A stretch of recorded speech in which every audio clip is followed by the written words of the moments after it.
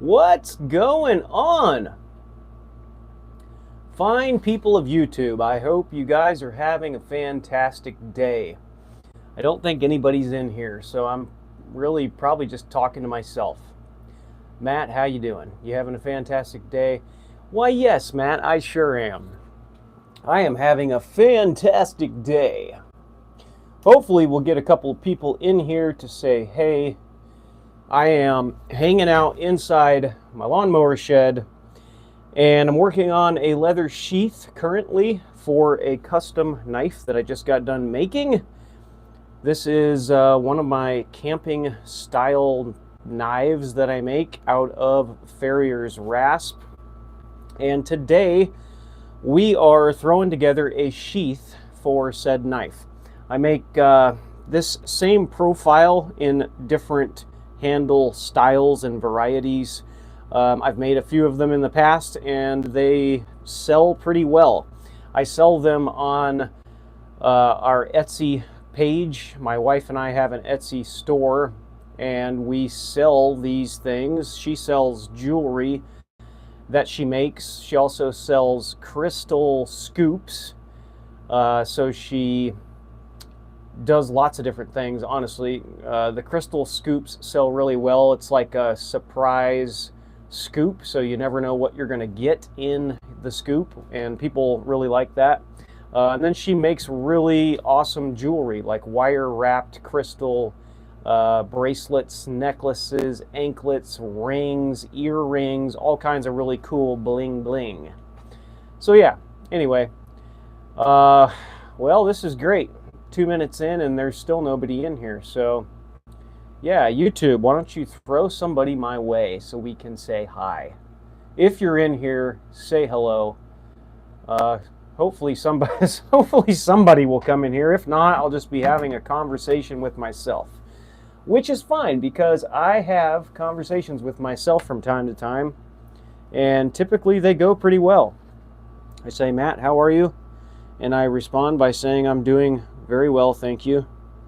And then we just continue talking about random stuff. So anyway, yeah, if you're in here, say hello. Tell me what your name is. What are you doing? Hey, we got somebody. Hello. Thanks for saying hi. Appreciate it. What are you up to today? Nika R9. What are you doing? I am hanging out in my lawnmower shed and I'm working on a leather sheath. That's what I'm doing. Can you hear me? I also have a microphone in that I don't normally wear, and hopefully you can hear me. If not, it's going to look like I'm just doing.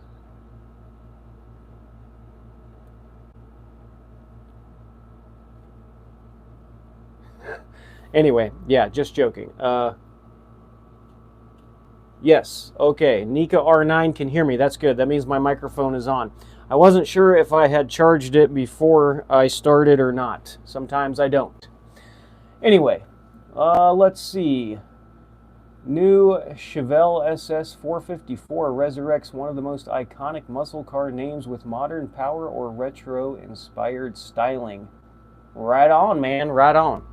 That sounds cool. I like a Chevelle. You know, all classic cars are pretty cool in my opinion. They really don't make cars like they used to. If you come outside of my house, you'll find a Hyundai Santa Fe. Eh? Yeah, pretty cool. I'll tell you though, you got to be careful when you get a Hyundai Santa Fe because they are a chick magnet. So if you don't want a bunch of chicks and chickie-doos hanging all over you, stay away from the Hyundai Santa Fe, because you'll just have to be swatting them off, let me tell you. Nika R9, I subbed your channel. Thank you so much. Appreciate that. I don't go live a whole lot, to be honest. I probably ought to. I was just talking with another guy who does some videos, and he was saying that he kind of quit making long format videos. Which I used to watch all of his videos that he made, and making long format content is fun and great, but it's really time consuming because you have to shoot it all you know, on your camera or phone, and then you have to upload it all into a video editing software, and you have to spend time editing it and whatnot. It's a lot of work, and especially if you make a lot of videos, it can just be a lot.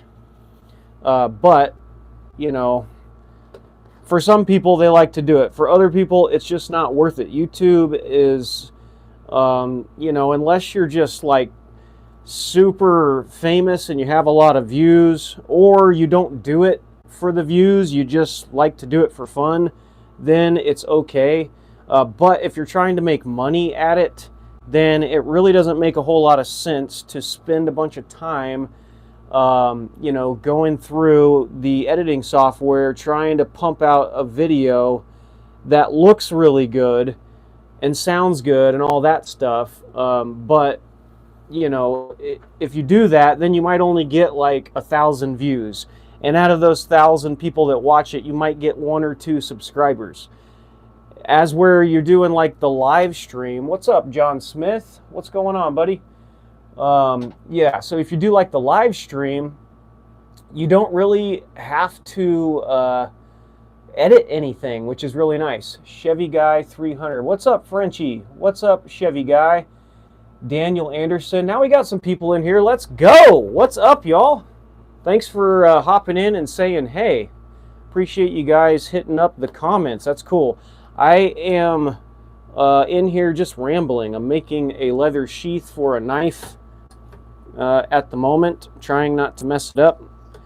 But yeah, just thought I would throw this on and ramble a little bit while I make this sheath.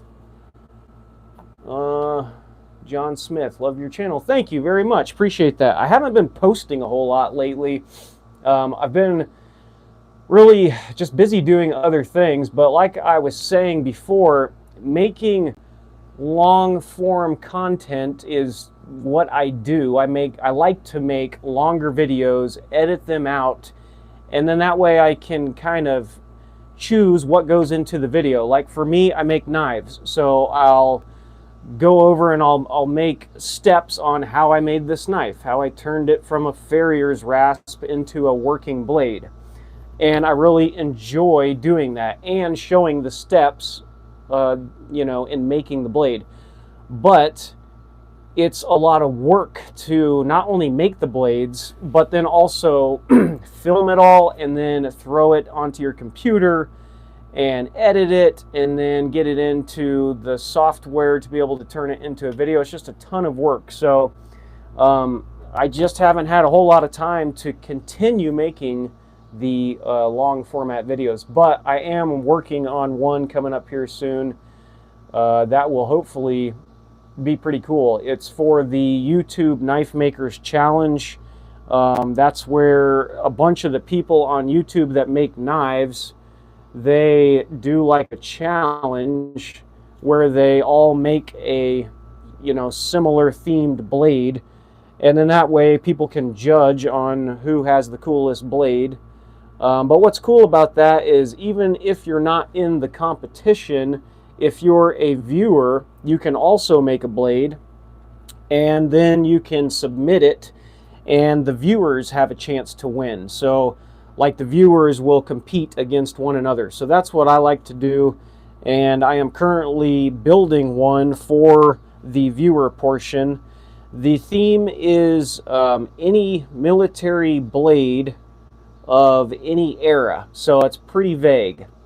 And I think a lot of people are going to go a lot of different ways. I'm sure you're going to see a lot of like K-bars, you know, kind of like a FS fighting knife, a lot of trench knives, and I thought about building one myself because it would be quick and easy, but I really wanted to do something bigger. I recently just made a forge press out of a log splitter, so I now have the capability to produce and make Damascus. I used to make it by hand, and it took forever, and so it just didn't make sense for me to continue to make it.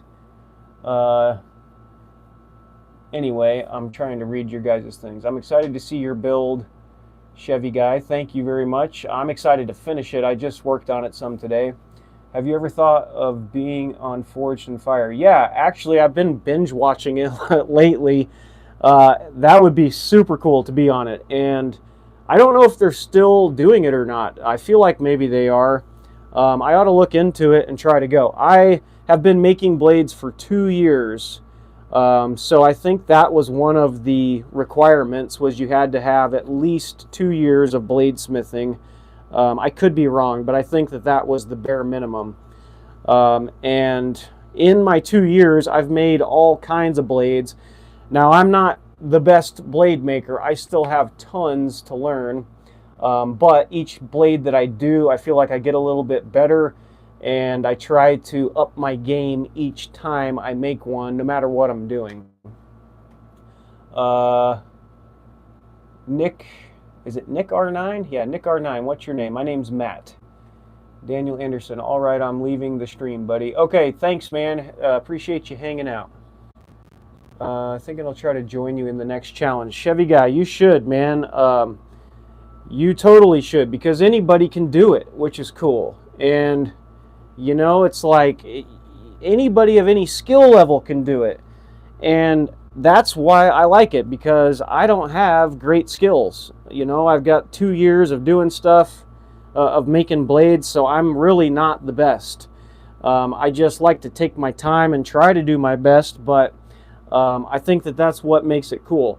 It's also awesome that, you know, random people can get in on doing it. You don't have to be like a super famous YouTube guy to do it.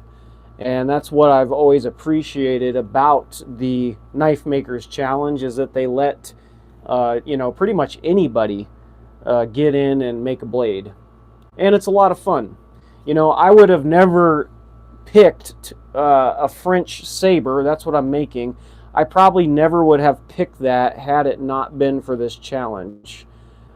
So, you know, I think that's pretty cool. Yeah, so in the 2 years that I've been doing this, I have made lots of different types of blades, everything from little small blades, done a couple of folders, to larger blades like this, like a camp style knife. And these are kind of like my sweet spot right now, at least for our Etsy store. These seem to do really well on there, and they're just cool. You know, lots of people like them. They're a really just universal blade. It is kind of big. It's not something you could carry with you to Walmart. Well, maybe you could. I take that back. You see lots of crazy people in Walmart, so maybe you could. But it's not something you would take with you and cut open boxes and stuff. But you could take it, you know, hiking or camping. That's kind of the thing, is like if you're an outdoors person and you're trekking through the woods, this is the blade to have right here. It's about the perfect size. But anyway, I've done those types of blades. Let me grab a couple behind me. I participated in the last YouTube Knife Makers Challenge. It actually wasn't this one. What was the last one? It was the baseball bat. So they did, last challenge, I believe, was the Apocalypse Challenge. Let's see if I can get this out from under here. There we go. So it was to make an apocalyptic style weapon, a blade, a knife, anything. Yes, it was the Apocalypse Challenge. I made this, which is pretty stupid. I ran out of time. I really wanted to make something cool, and I just was pretty bad at time management, and so I had to throw this thing together real quick and submit it. So it's nothing special. It's just a baseball bat with a couple of saw blades coming out the end, and a big like lag sticking out of the end of it. And that's really all it is. I did do quite a bit of testing with this thing, and by testing I mean, like, you know, chopping watermelons, hitting trees, doing all kinds of things, and it's a pretty gnarly weapon, no doubt. It's not very practical, but it was definitely fun to make, and it was even funner to use. So anyway, that was the very last challenge. And then the challenge before that was the Viking challenge, to make a Viking weapon. And I made this, which is a Viking sax. And this one turned out pretty cool. It's got like the forged finish here on the spine of the blade. And then this is, I believe, cactus wood that I filled with epoxy. And you can see that it's not perfect. It still has spots where the epoxy didn't quite fill in there. But this was this was probably a year into making excuse me, a year into making blades at this point, I think. So for 1 year at it, it turned out all right. The blade is very cool, no doubt. And it's held a really good edge so far, and I've used it quite a bit on tree limbs and whatnot in the backyard. Super sharp. It's a nice profile. It's actually still shaving hair off of my arm to this day, and I've cut all kinds of stuff with it. What's cool about this one is this is a 1084 blade, and it's probably hard to pick up, but I did clay over the spine to bring out a Hamon line, and it kind of, the Hamon line went up a little further than I wanted it to. I was hoping it would be kind of in the middle of the shiny section. And again, it's probably hard for you to tell. It's hard to get it in the right light to be able to see it. But there you go. You can kind of see it running up here. And so that was a really fun thing to try and do. This was like the second Hamon blade that I tried to make. And they're a lot of fun because it depends on where you put the clay and how far you wisp it down as to where that Hamon line comes into play. So I'll definitely be doing more of these. 1084 is a decent one to do it on, but there's better ones. W1 or W2, I believe, is one of the better ones. There's got to be other ones. But anyway, those two steels I know a lot of people use for Hamons. But you can do it at a 1080 or 1084, and it shows up pretty decent. So that was a lot of fun. The current challenge is the military challenge. I have the blade sitting out here. Let me grab it. I had it sitting in the kale wool out here on the ground, because I did some forging on it today. So this started from 15 layers of alternating steel. So I've got 80 CRV2 and 15 and 20. And it started with a 15 layer billet. So that's what I've got right there. And so I drew that out pretty good. I probably drew it out maybe a foot, and then ground it down, cut it into four sections, restacked it and re-welded it, so it is now sitting at a 60 layer count. And I haven't, to be honest, I haven't made a whole lot of Damascus. I've made 3 or 4 Damascus blades, so I'm not an expert whatsoever. But I feel like 60 layers is going to be enough to get some cool pattern. And for the most part, the forge welds went really well. You know, it's a pretty solid chunk of steel. I don't have really any delaminations or anything, or any areas that didn't forge. So my hopes for this thing are still pretty high. I mean, the length was a bit of a challenge to get this much length out of what the steel that I started with.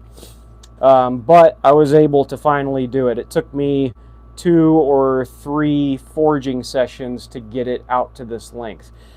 And it would have taken me 4 to 5 times as long to do this by hand. And that's where the log splitter forge press really came in handy to help me draw this out. Nick R9, see you later, man. Appreciate you stopping by, saying hi, and subscribing. That's awesome. Very cool. Hope to see you again soon. Come back in and say hey, or just drop a comment in the video in the future. I'll say hey to you.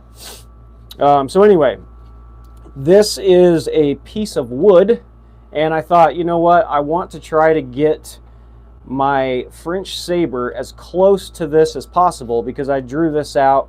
I really like the profile. It's got the gradual sweep back, so it's a good slashing knife. And it took me a while to get it close to this, and it's still not perfect, but it's pretty stinking close. And I'm pretty proud of that for not being, you know, a knife guru or master bladesmith. Now, this one does have a little more curve than the original design, but I really kind of liked it with the longer curve towards the end. And that would lend itself really well to like slashing on horseback, which is what the French Saber was used for, if I'm correct. I believe it was. The French cavalry used them. So you can imagine riding on horse, slashing people, pretty crazy. Yeah, so it's weird to think that people used to hack each other with sharpened steel, but yeah, crazy times. Anyway, this turned out pretty good so far. I've still got obviously a ton of work to do with it, and you know, it's still a ways to go, but we've got most of the forging done on this thing. Yeah, people still do hack and slash each other, no doubt. Good thing we don't have to, you know, see much of that, I guess. Hopefully, anyway. Some people probably do, but yeah. We've come a long way as human beings. Do you carry any multi-tools? No, not really. I do carry a Leatherman sometimes. But not on me. I normally carry it in my backpack, and it's just like a basic multi-tool. You know, it's got the screwdriver and the pick and the knife and that sort of thing. I find though that the blade I do carry at work, it's in my work backpack, but it's a pretty small little EDC, and for most things it works pretty well. Not just cutting. You can hit with it. You can use the tip for a screwdriver. You can do lots of different little things with that blade, and that's why I like it. Anyway, so yeah, I showed you the Viking sacks. That was the last one, so we're on to the French Saber for the military challenge. I've made one other Saber in the past. I don't know if this is technically long enough to call a Saber. I call it one just because it's a Saber shape. But I made this out of a wrench, and I really enjoyed doing this. This was a lot of fun. It's got a really cool handle to it. It's like a dyed and stabilized piece of burl, and then some green epoxy flowing through two chunks of it, which is cool. And then a little piece of brass for the guard. And this was actually one of the heads or the forks to the wrench. So yeah, definitely cool. It's kind of like a knuckle bow for punching, I guess, or protecting your knuckles. But this blade is also really cool. It's nice and sharp. I have chopped many things with this, and it's held its edge really well. I don't know what kind of steel it is, as it used to be a wrench, so I can imagine it was high carbon of some sort, but whatever it was good. It was probably a 10 series steel of some sort, because I heat treated it kind of like a 1080, and it came out pretty good. But yeah, this is one of my favorites. Had a ton of fun making this thing, and I've thought about selling it, but man, I would miss it, I think. And you know, this is another blade that I did, oh man, maybe a year ago, maybe not quite. So I had 1 year of making knives in while I made this. Is it perfect? No. I mean, it's got some things that aren't exactly perfect, but you know, trying to keep it straight and keeping it mostly forged to shape. I didn't do a whole lot of stock removal with this one, so trying to kind of progress as a knife maker, and that's kind of how you do it. You have to like push yourself to get uncomfortable and do things. You know, like when you forge out a blade, for instance, when I had this one going, I got it long, but my instinct said, oh, okay, good, it's to length. Now just put a little bend in it, and then you can take the angle grinder and cut out a profile. But I feel like you won't ever get any better at forging if you do that. You know, if you're wanting to forge and get better at it, you should try to continue to forge. And it does take a lot of practice to know how the metal is going to move under the hammer, what hammer you're using, what part of the anvil you're hitting it on. Those sorts of things only come with time and practice. And you know, I still need a lot of it, but I'm getting a little bit better at least. So yeah, so this one definitely is one of my favorites. I had a lot of fun making that. And then, let's see, we've got some more up here. We've got this dagger. This was a stock removal dagger here. This used to be a really large metal file, and just basically cut it to shape with an angle grinder and kept it cool while I was cutting it, and then turned it into a dagger. It's kind of got a medieval sort of vibe. I did forge out this S-guard, which is pretty cool, and then tried some kind of like fluted styled handle. It's definitely not, you know, perfect, but it is pretty cool, and I had tons of fun making this thing. It's another one that I probably will never get rid of just because I like it so much. I'll show you guys a few more, and then I guess we'll get back to making some leather sheaths. We've got the stainless San Mai. So this is my first attempt at any sort of stainless steel. I believe this was 416 stainless, and you can see kind of some carbon migration in between the high carbon and the stainless.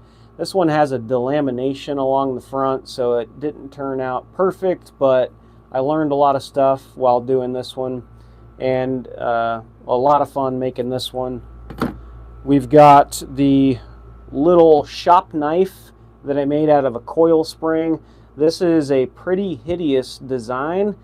Definitely not going to win any beauty awards, but it is a really good cutter, and I use it a lot here in the shop for ripping open things. I call this one the Grandpa's toenail knife because it's almost as sharp as Grandpa's toenails, and that's why we have dubbed it that. Then I made this one a while back. This one is a hidden Tonto. So it's got granadillo, I believe, or granadillo for the wood, a little piece of brass, and then inside is a metal file. And it's got the old chisel Tonto tip on it. And this was tons of fun making this thing. Talk about trying to learn. This one was pretty tough to do, trying to get it to fit up and not have it fall off when you're doing this. Was definitely a challenge of your patience. I basically just took my time and really tried to just file this out a little bit at a time. So this is another blade where I'm still practicing and learning lots of things, and one that I will probably hold on to. I've made a couple of these in the past. They're a lot of fun to make. If you haven't made one before, you ought to give it a go, because it really is a lot of fun. And it does hang in the sheath pretty well still, which is cool. So yeah, there's a little bit of show and tell, I suppose. We got one more up here. Here's the one of the first blades I ever made. It wasn't the first. This is probably the second or third. And it is, again, pretty ugly. but it's 1080, and this is the other one that I try to hamon on. Can't really see it as well on this blade, but it's a super sharp knife, so it, you know, I got the heat treat right at least. Maybe not the shape, but the metal is good, and then made a pretty ugly Kydex sheath for it. So, you know, you got to start somewhere, right? I mean, this was a good starting spot for me a couple of years ago. And it's a good reminder of, you know, how much I'm getting better, which is always nice to remember. So, yeah. Anyway. Sounds Gucci, my Ducci. Just texted Pops to see if he's game for it. I'm talking to my brother. I think we're going to try to go golfing tomorrow with our other brother and Dad. Old Dad. We're going on a golf outing with Dad. Golf is a cool sport, but, you know, like the really old school guys that play golf can take it a bit serious sometimes, and that's not really my style. I like, you know, doing donuts in the golf cart and that sort of thing. That's more my speed of golfing. But yeah, anyway, so we are continuing a little bit with this leather sheath.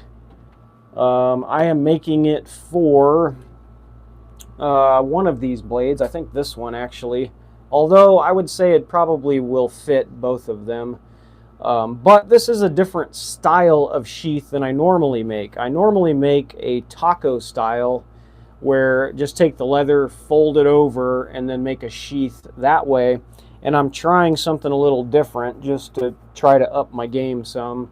I'm not really sure what you call this style necessarily, but it's two pieces of leather. So you've got the back part and then a front plate or a front part that covers the blade.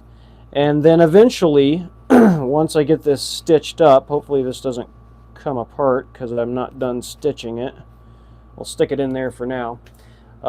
So that's kind of what it'll look like. And then I have a little spot back here by the belt loop that I'll be able to put a little strap here to be able to strap the handle or whatever. So anyway, we're going to keep rolling with this for now, try to get it stitched up, and that way I'll have a sheath available for that blade if somebody decides to buy it on Etsy.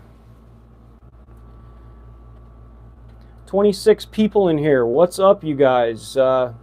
Say hey. What are you guys up to today?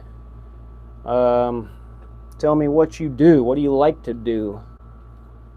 This is what I like to do. I try to do it as much as I possibly can, but life gets in the way sometimes. I'm married. I've got 3 kids.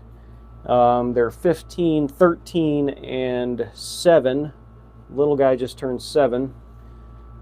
So they keep me pretty busy for the most part, but I think we lucked out as far as being a knife maker and having to be here to do my hobby, because for the most part my family likes to just hang out at the house. We do some things outside of the house every once in a while, but for the most part on a weekend you'll find all of us here hanging out, which is what I like to do. Hopefully I didn't lose the chat. Sometimes the chat will stop. If you're still in here and can hear me, throw something on the chat so I can see you. The last thing I can see is Chevy Guy 300. That's badass. Sometimes the chat will just quit working. Let's see here. Community moderation. Add. Start a poll. Start a Q&A. What is this? I have no idea what I'm doing here. I'm trying to reset the chat of some sort. Anyway, who cares? I'll just keep talking to myself. Oh, there we go. Okay. Yep, okay, I see quite a few here. Well, sometimes I got bad reception out here too. I'm in my backyard, and I think, yeah, I'm running on Wi-Fi, so I'm a ways away, and it could be a bad internet issue too, I suppose. Anyway, yeah, just hanging out, chilling. What are you guys up to this weekend? Hopefully you're doing something fun. Hopefully not working.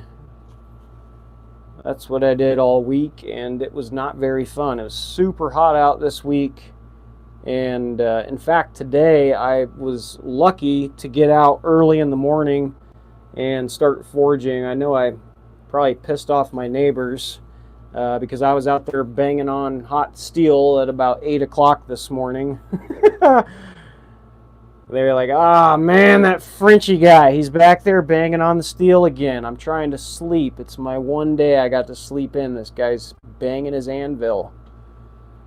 But it was like 92 degrees earlier. That was like 3 hours ago. It's probably hotter than that now.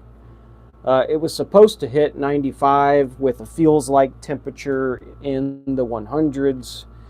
And you're standing outside, kind of in the sun, in that temperature next to a forge that's running 1900 degrees. It isn't pleasant to do it for too long. So yeah. Luckily, I have an air conditioner unit right behind me. It's a cheap deal that I got. I want to say I got it online, maybe, or Walmart or something. Anyway, it was like $100, and I am working inside of a lawnmower shed. It's like an 8x10, pretty stinking small. I'll give you the grand tour here. So there's the back, and we'll flip it around. There's the front. You have now successfully seen the entire lawnmower shed, and I've got stuff obviously scattered everywhere, and pretty much everything in here vacuum is somehow or another knife making related. I guess the vacuum technically counts if you're a person who likes to keep things neat like myself. Knife making can get pretty stinking messy quick with all the grinding dust. Never been a big fan of all the grinding dust. You did cut out for a few seconds. Okay, for letting me know. Yeah, I think one time I did a live and I had cut out for, I don't know, quite a while and didn't know. And then when I went back to go check the messages and stuff, a few people let me know, hey, we couldn't hear you. So hopefully that doesn't happen for too long. Anyway, I tend to ramble when I go live because I don't know what else to do. I don't suppose you just want to sit here and watch me throw this string in this leather sheath. I don't know, maybe you do. But some of my rants can get a little weird. Nothing too weird today, I guess. Not yet, anyway. What do we got? We got 19 people in here. And I'm really only seeing Chevy Guy saying, hey, if you're in here and you're watching, say hello. Tell me what your name is. Tell me what you like to do. And let me know, are you interested in knife making? Is that why you're watching this? Or could you care less about making knives and you're just watching it to watch it? I genuinely am curious to know that. Put it in the comments and tell me.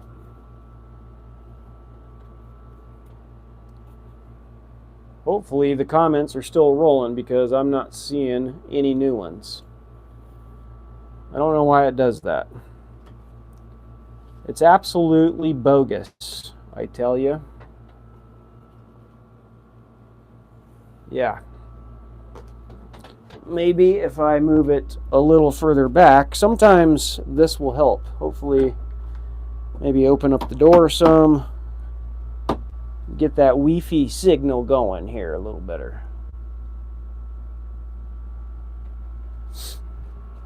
Let me know if you can hear me. Let me know if you can see me. And yeah, do a comment so I know that you can hear me okay.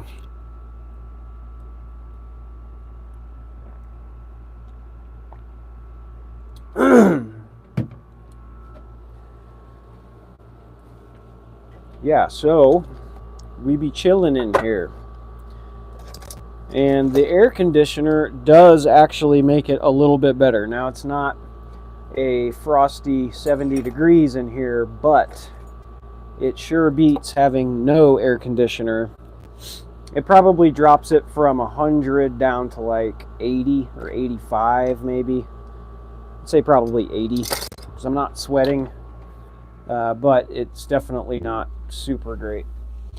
Hey, there we go. Now we got some comments. Phil here from Germany. I collect, test, review, carry, and use knives every day. Let's go. The Knife Pub. I like it. Do you have a YouTube channel? Some people do on the chat. Sometimes I find that people do have channels and other people don't. So let me know if you do. I'll hit you up and subscribe and check you out. G Rath said hi. What's up, G? Can see and hear you good, the Knife Pub says. Thank you. Jesse Tatum, what's going on, Jesse? Hadn't talked to you in a while. Hey, we're here, Frenchie. I'm watching on the wife's feed. Let's go, man. How are you? You've been killing it lately. I've been watching some of your stuff. For those that don't know, Jesse Tatum also does YouTube, and he also makes knives, and he makes some pretty cool knives as well. Definitely go check him out. Lowers the humidity. Absolutely it does. And that's the killer, man. The humidity is just, it's disgusting. I was born and raised and grew up in Florida, and that can be its own kind of hell for summers and whatnot. But Missouri is a close second. And by Missouri, I mean Missouri.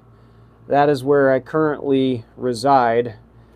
Just south of Springfield, Missouri. I am in a town called Nixa, and it can get pretty treacherous here.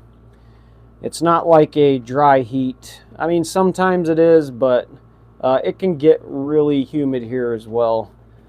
And yeah, you mix those two together and you wind up having a sweaty kind of day, which is not great. I work outside. I work for a fence company of all places. Who would have ever thought, you know, I'd be a fence guy. But here I sit, a blade maker and a fence guy. But I've been working for this fence company in Springfield for, shoot, almost 9 years now. Luckily for me, I don't install fence a whole lot. I just hang out at the shop, and I am the shop foreman or the shop supervisor. So I've got a handful of guys that I look after, and we pretty much will fabricate, you know, fence gates at the shop. We'll pull orders for material. We pull orders for like the contractors who put in the fence, but then we also sell wholesale and retail. So we'll sell stuff to just average people looking to get a few things for their fence, and that's really taken off the last couple of years. So I think right now we have, myself included, probably 7 or 8 guys that stay at the shop. So for a fence company, you know, I feel like that's a pretty decent size crew to kind of wrangle and manage. But I enjoy it, and the owner is a 3rd generation guy. His dad and his grandfather started it and then sold it to his dad, and then his dad sold it to him. And he's roughly my age. I think he's 43 and I'm 40 or almost 40. So we're pretty close in age. And he's pretty good guy. He takes care of me pretty well, and for the most part, you know, it's all right. It pays the bills, and it allows me especially to be able to go to work, clock in, do my job, and then clock out and go home and not have to bring the job home. That is what I love about it. You know, when 3:20 comes, that's when I punch out. 3:20 comes and I am gone, and so are all of the things that I was supposed to remember for the next day, which is not necessarily a great thing, but that's how I do it. And then when I get back there in the morning, I say, oh yeah, dang it, I forgot about that. I will be right back. I'm going to step outside for just a second and grab something, and I will return here shortly. Hang tight. In fact, I still have my microphone, so you might be able to hear me still. I'm sure that you will. I am actually grabbing another piece of Damascus steel that I have recently forged out, and I'm getting ready to turn it into a blade for somebody at work. It's another contractor who is wanting me to make him a knife, or not really. I just told him I would make him a knife. He didn't really ask for one. But that's what happens when you're a knife maker. You're like, hey, you want a knife? I'll make you one. He actually gave me a bunch of wood recently, some ash, some pear, I think, some walnut, some other stuff, some maple, and he does a lot of work with wood, so he hooked me up with quite a bit of that, and I was like, you know what, man, I'm going to make you a knife. That's a good trade, in my opinion. All right, here it is here. I forgot where I put it. And I am back. Hopefully you were still able to hear me some. And if I zoom back in, hopefully I won't lose you guys. So, here I be. Let's see what you guys are saying. East Tennessee is bad enough. Yeah, I bet it is. The Knife Pub. Yes, sir. This is my channel here, but only German reviews. Hey, that's all right, man. I'll subscribe and check you out. Sprechen Sie Deutsch? Is that close? Am I on par there with my German? Maybe, maybe not. How can I send you a billet? Shoot me an email. I'd like to do a charity thing. Let's go, dude. That'd be awesome. I will comment on one of your videos, and I'll give you my email, and then you can email me, and then we can figure something out. That'd be awesome. I do that with a couple other people, and it's cool, man. Like one of the guys that I talk to quite a bit, Ted with TBW Blades. Him and I have been going back and forth, sending each other stuff. It's just cool, you know. It's like, oh, hey, I found a piece of a forklift chain. I'm going to send it your way. So it's always cool to come home from work and find some sort of knife-making material sent from a person far away. It's kind of neat. The Knife Pub has to go. Have a great day. I'll be back for sure. Awesome, man. Thank you. And G Wrath or Wraith just stumbled onto your channel. Have to look at your other content. Appreciate that. What is your primary purpose for making blades? Dude, good question. I guess I meant what brings you joy in bladesmithing. Both good questions. The primary purpose for making blades is to stay busy. Maybe. That might be the answer. I like to just stay busy, honestly. I need to be doing something with my hands. I can sit and chill, and I'm good at doing that at times, but what brings me joy making blades? You know, honestly, I feel like the coolest thing about bladesmithing is the fact that it is art and it's a tool all in one, and you get to design and create this tool that can be artistic at the same time. It also involves, kind of working with your hands, the blue collar part of it, working with metal, working with wood, doing leather, creating things, making things. I'm a maker. I like to make things. And for me, making blades kind of checks all of those boxes.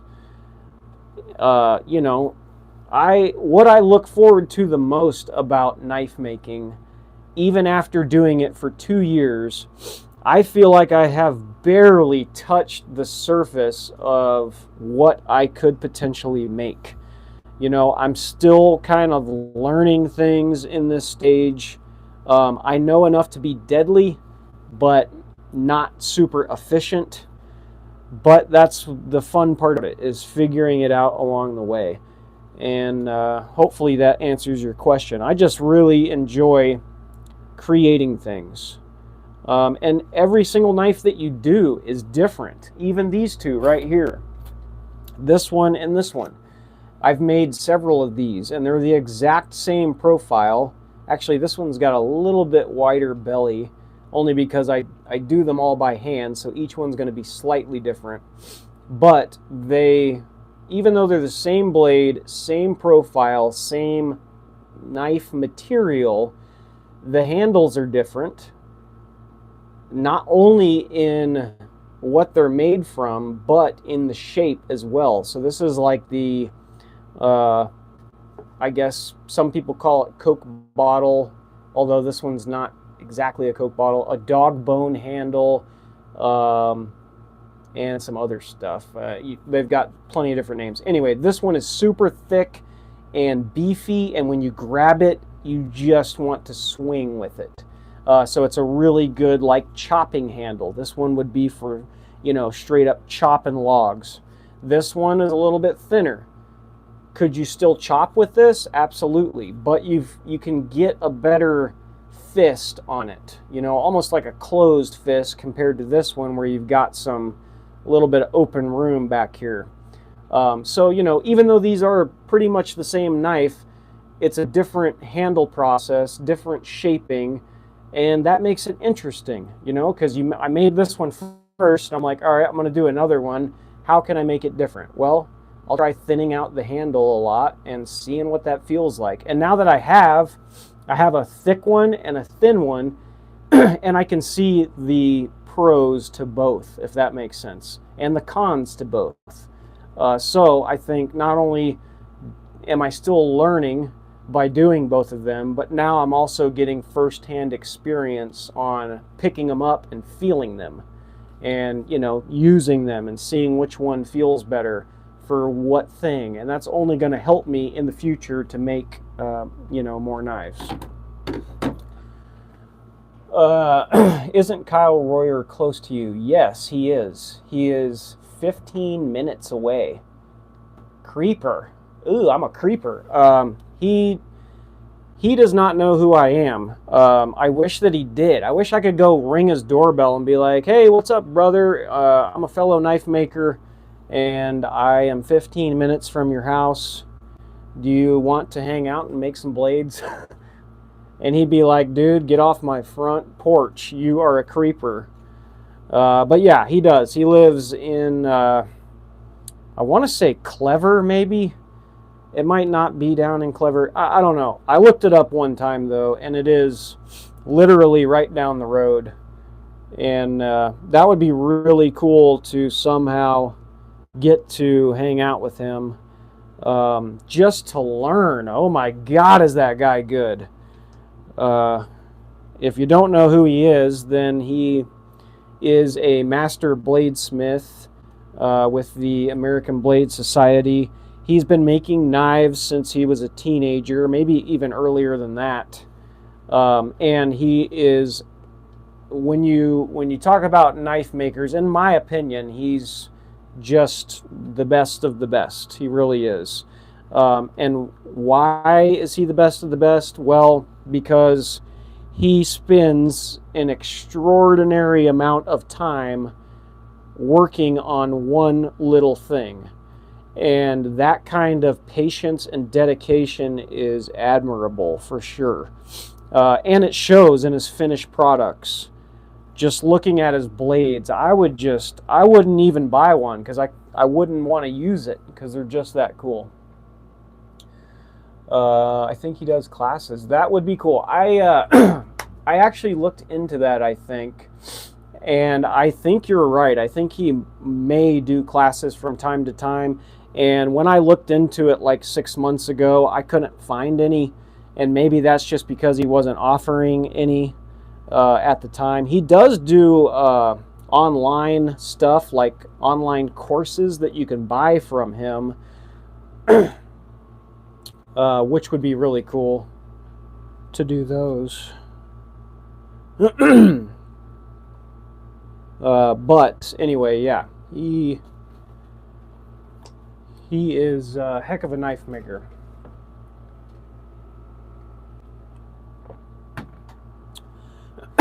Excuse me, I got a little tickle in my throat. But yeah, that would be super cool to go over to his shop. He's got all kinds of just awesome equipment and skills. Man, does he have some skills. And his dad is a heck of a knife maker too, which is cool. Anyway, we are finally starting to get close to the end of this stinking sewing line. My gosh. That is one thing that I like about the taco style sheath is you pretty much have one run to do, you know. So if the sheath was a fold over here, you would just be stitching this line. But with this design, you definitely have a little bit more needle time. And by God, is this taking forever. But I definitely wanted to try this design because I feel like it can potentially be pretty cool. I haven't made one like this yet, and the taco one makes sense to me in my brain and the way it works. Fold it over, stitch it up, you got a sheath. This method, you know, I mean, it does make sense, but I just didn't think to really try one out. So I like to try new things, and this is the first of its kind for me anyway.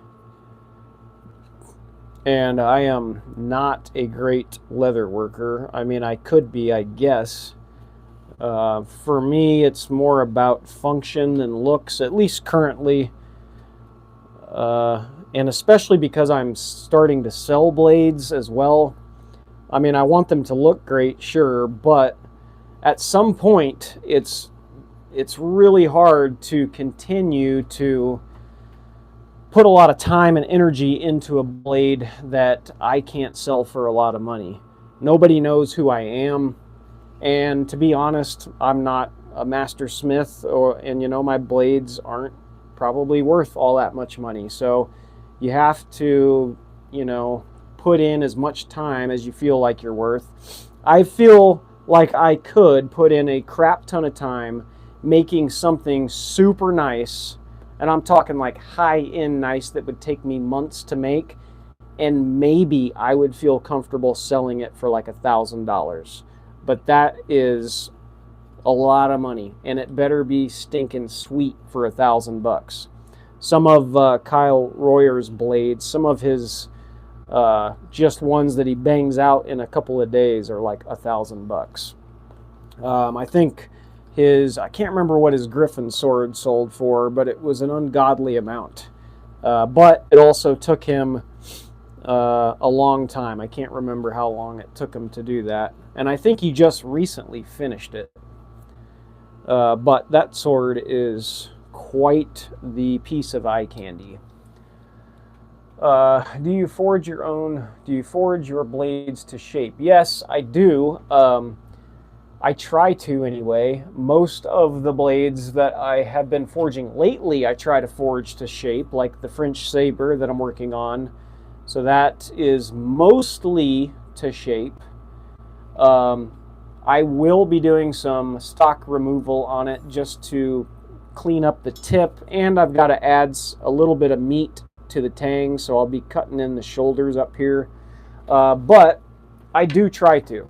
Here is the design for those who are just getting on here. Here's the design that I started with before I started making the Damascus, and said, okay, I'm going to make a billet of Damascus and I'm going to try to get it to look like this.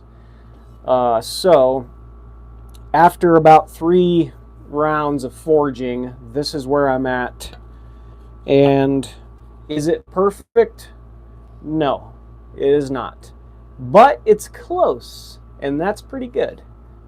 Good enough for me. That makes me feel pretty decent. So I could spend a little bit more time, finish drawing this length out just a hair, and change the curve on the tip pretty easily.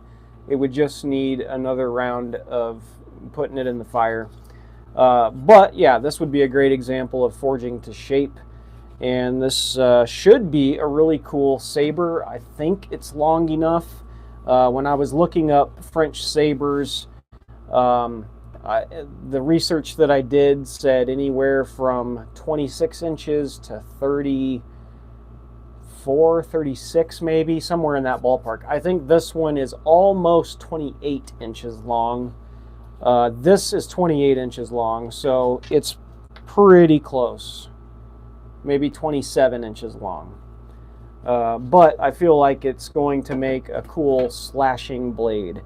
And with the tang, I tried poking it back down this way, thinking that with the tang or the handle being more out of line with the blade, it might have a cool look being swept up here and then swept down on the end, kind of like the other one that I did back here. There we go. So similar to this idea where you have the sweep up to one side and then the sweep down to the other side on the handle. So that's kind of what I'm trying to go for. We'll see if I can get it there. But anyway, yeah, 60 layers of random pattern Damascus. I didn't do hardly anything to manipulate a pattern in this, so I have no earthly idea what it's going to look like. But I guess that's part of the fun of doing a random pattern, is you get to see what it looks like eventually. Your blades are wrought more than you think. Worth more than you think. Nice. Yeah, I agree with you in some sense. I just have a hard time asking a lot of money for a blade that I know is not perfect. And I guess I just critique myself pretty hard sometimes. Let's see. I think YouTube brought your channel across my feed because I'm trying to learn sheath making. Do you wet mold shape your sheath? So 1 or 2 I have, and they've turned out all right. Not typically though, I don't. And the one time that I did, the very first time I did, I made a taco style sheath and it fit really well. And then I tried to wet mold it after the fact and it loosened it up really good. So it was kind of floppy in there. So I think if you're going to do that, it's probably better to wet mold it first, kind of pull it around the blade or whatever, and then go back and do your stitches so that it doesn't loosen up on you. But I don't know if that's actually the right answer. That's just what I'm thinking of at the moment. I'm not great at making sheaths, just because I haven't made a ton of them. You're already better than your mentors, just my opinion. You have a natural thing with your steel. Thanks, man. Appreciate it. You're brave to forge a blade that long. Looks straight and consistent. That's really good. Thanks. Appreciate that. I am brave to forge it this long. I have a single burner forge outside that is about yay long, and man, it was tough trying to heat. I had to basically heat up sections and work on one section at a time. And yeah, it stinks. I actually bought, just today on Amazon, I bought a second forge, and it's the exact same one, another single burner forge, and it's got the square body, So I'll be able to take those two forges, butt them up together, and have two burners going to be able to quench this. Because without it, I don't think I could quench it, honestly. Trying to get this thing with a single burner pointing down and do this fast enough to heat this whole thing up evenly, good luck. I highly doubt it. So I went ahead and bought the second one. Hopefully that'll be enough. I guess we'll see. I did recently buy a thermocouple, and that has helped tremendously to know where my heats are at. And I feel like that was a really good investment. The one I got was like 80 bucks, 90 bucks, something like that. So it wasn't cheap, but definitely worth getting, especially if you heat treat in a forge. Not only will it tell you, turn it on here, it's probably reading backwards because of the way the live streams are. It says it's 75 degrees in here. How do you like that? So the air conditioner is working pretty good. But I can put my finger on the end of it and it's picking up my body heat and it's jumping up. So these things are actually pretty stinking precise, which is awesome. And this particular one is definitely doable as far as being able to afford it. And it works really well. It'll tell you if you're at forge welding temperatures. I've gotten this thing up to 2200 degrees. Not much hotter than that with my single burner, but I can reach it.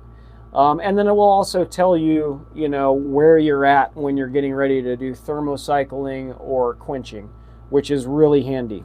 Now I don't have to guess anymore. I get to kind of play with the settings on the forge and get them close to be able to get it, somewhat good.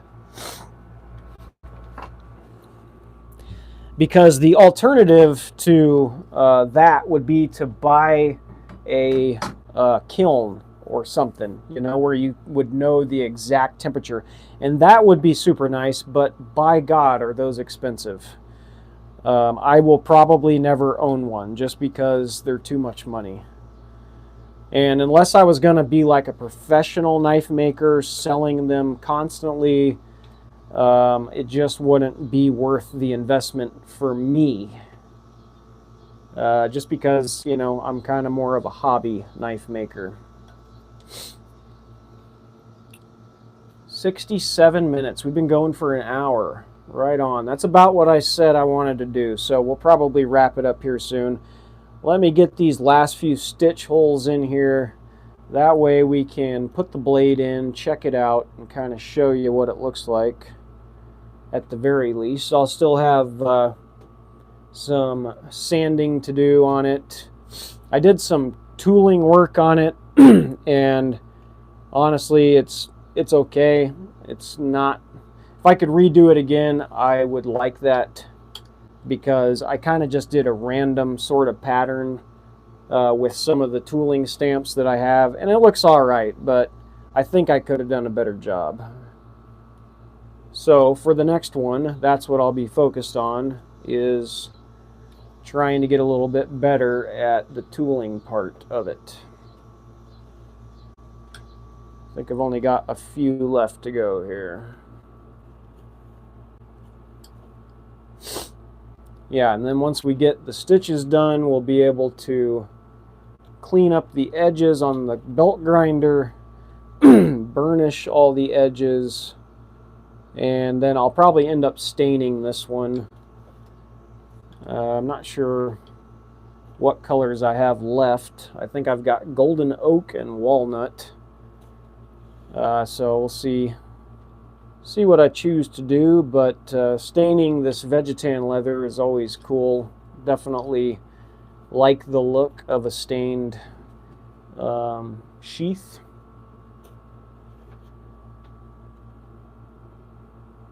And I've made, I don't know, maybe a half dozen, maybe 10 sheaths at the most.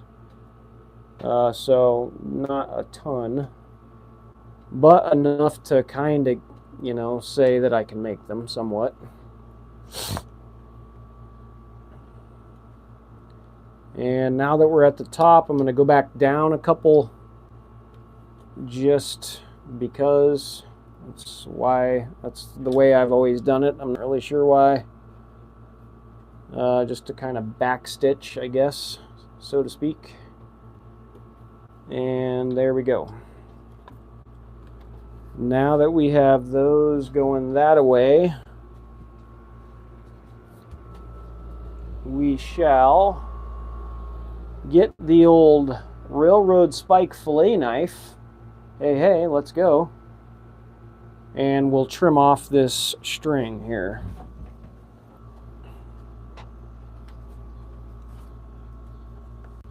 Probably try to leave maybe a 1/8 inch of string or something. Who said railroad spike knives weren't sharp? At least for now, till I cut a couple more things. Alright. So there we go. We got just a couple of little whiskers sticking off there. And we'll go ahead and burn those down and melt them to the other pieces there just to get them to stay. Alright, sweet. So now that we got that done, we can pop on our little piece of leather here. So I've got just a little scrap piece for kind of a test piece, honestly, just to see if it'll work. And we've got this facing out, so we're going to go in through the back like so. It's basically just cut a couple of slits there, and then we're going to feed this strap doohickey through the back, so something like that. And then here's the tooling. Get an up close shot of it so you can see how crappy it is. Certainly not the best. I've kind of double stamped some of these and missed, but you know, all I'm doing is just leaving room for improvement for the next one. Jesse, good to see you. If you're still in here, thanks for hanging out, man. I'll hit you up in a comment and say hey to you. Maybe encapsulate the crack with some extra wool and could get a bit more length and consistency. Yeah, on the two forges. Yeah, absolutely. And hopefully that will work. Did you hand forge the Damascus? I did not hand forge it. I used to hand forge Damascus until I got sick and tired of doing it. I only did it like 3 or 4 times. So, and that's enough, honestly, to get sick and tired of it. It wasn't the hardest thing in the world to do. It just takes a lot of time. But I made this blade, this French Saber, which is a 60-layer random pattern Damascus. I forged it on this right outside my door that I made. I just got done making this not too long ago, and I have dubbed it the French Squish. It is a forge press that I made out of a log splitter, and this is a Yard Works log splitter that I bought on Amazon for $300. So yeah, $300, and then all of the scrap steel was free from work. I didn't have to pay anything for that, so that's really cool. And it is a 6.5 ton electric log splitter, so I've got it just hooked up to a cord that runs from outside my shop. And this thing works actually pretty stinking well. For only being 6.5 tons and being homemade, it works like a champ. In fact, I can turn it on with the button there, and then I've got a kick plate down here, so that will raise it.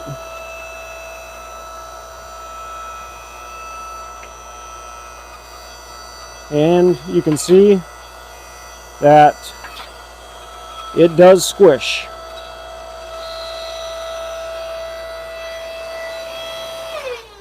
And so far I've made a couple of different dies. I've got these super aggressive ones that work well. I've got these fullering dies up here.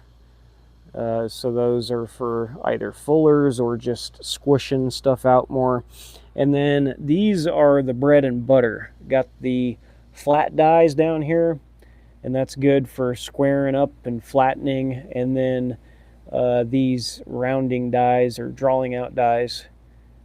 And just with those few, you know, I can get pretty creative with this thing.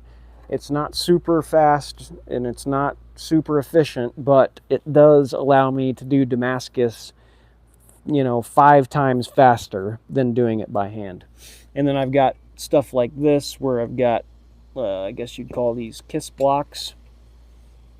And so those just fit over there, and then they basically keep it from over squishing, which is important. That way you don't squish too much. And especially on dies like this that are super aggressive, you can over squish, even with 6.5 tons. I almost did it on the blade. It's like, holy crap, I just took a big bite out of that and it got really thin. And yeah, anyway. All right, so we're gonna go ahead and wrap it up here, but before we go, I'll turn you back around. And now that we have this doohickey done, let's go ahead and put our blade in there and we'll see kind of what it'd be like. So I think I made it for this one. So pretty much got a good tight fit there, yeah. You know, I wonder in time how this leather will hold up to the rasp. I didn't really think about that. I've made some taco style sheaths for these before. This is actually pretty tight here. Now obviously they do loosen up over time, so I'm sure it'll be fine, but there you have it. It sits down in there really well. Even without the strap or holding on to it, it's pretty stinking tight. And then we have just this little, you know, strap guy to go around and give you some extra security. And then the belt loop is already built into it. So boom, there you go. Pretty cool.